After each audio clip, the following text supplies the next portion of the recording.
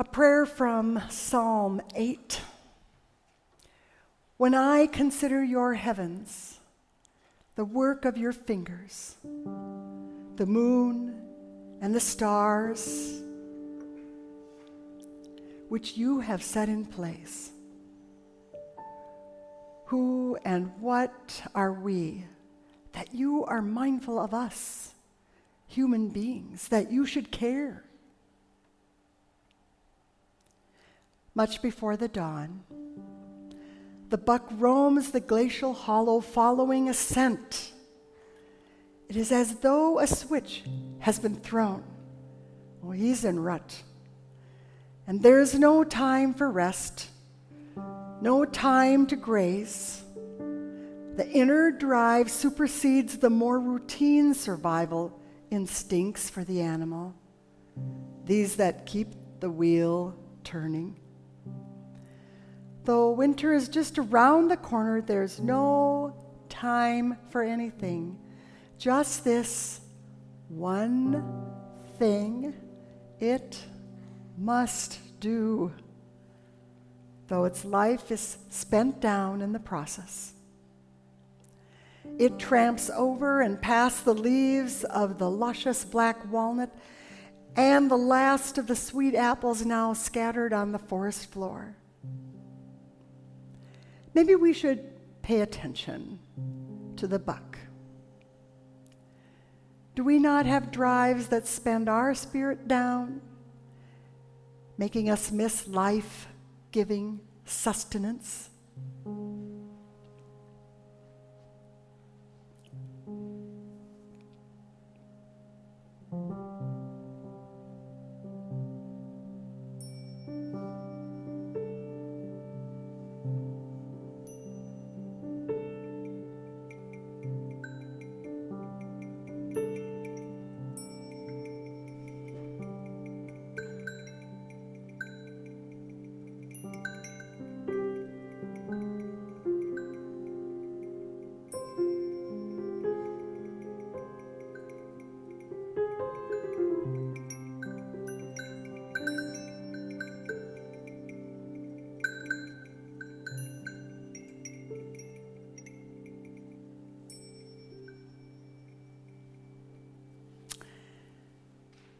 You are mindful of us, God eternal, which is both mystery and consternation.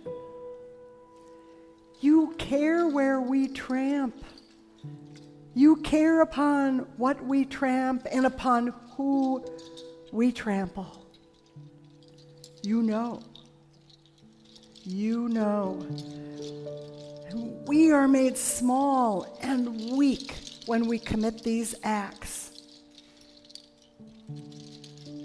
And you are aware of the important things that we left undone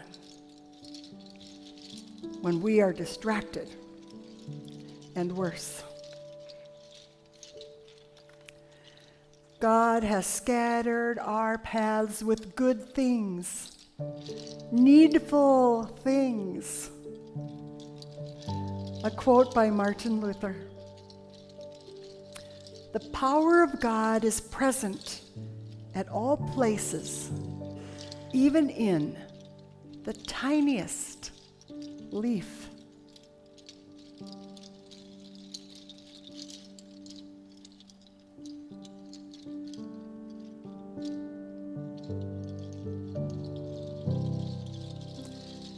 And I would add, these gifts are littered all over our shared world, spiritual food for the forager of truth and life, even as gifts for the buck in pursuit. Simply put, God loves.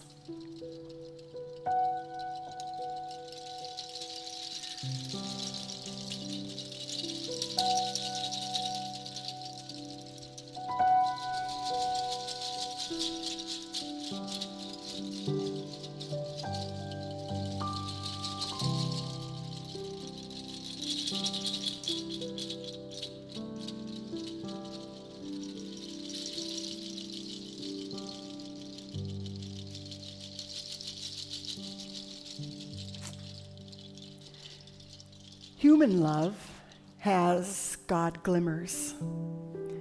When we experience it in its best forms, we experience something of the divine.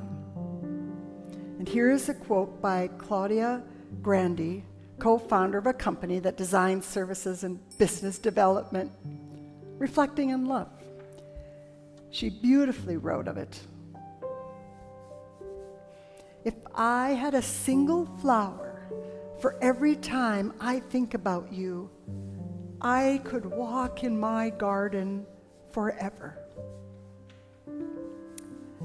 But God's finger has also written an ode to the beloved in the very gifts of nature and fellowship. We are not too far off if we tried to hear Claudia's quote in a new way, as if the words adapted were spoken by God to us. Let God say to us, if you had a single flower for every time I think about you, you could walk in that garden forever.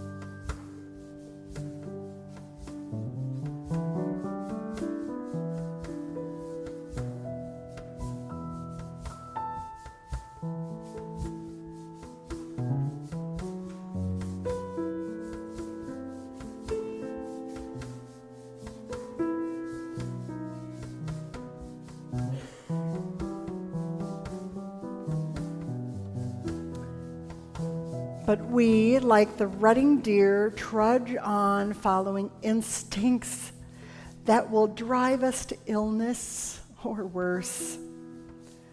We cannot seem to see the virtual forest floor filled with delights for the threats that spur us on past the willow, the rose, and the chickadee's call. Martin Luther said, God writes the gospel not in the Bible alone, but on trees and flowers and clouds and stars. But too often, that internal, more primal voice within us says no. No to resting, no to lingering. We must trudge on. And we tell ourselves we are utterly alone in the forest of life. As we travel, we do not walk further from God's love as we are caught by these drivers of lust or greed, despondency, and fear. No. Thank goodness. God inserts God's own no. God says no to a life bereft of lingering, noticing, receiving, and sharing. As we are never without God's presence, we will always have that nudge to a better life. Another quote by Martin Luther is relevant. God is wholly present in all creation, in every corner, behind you, and before you.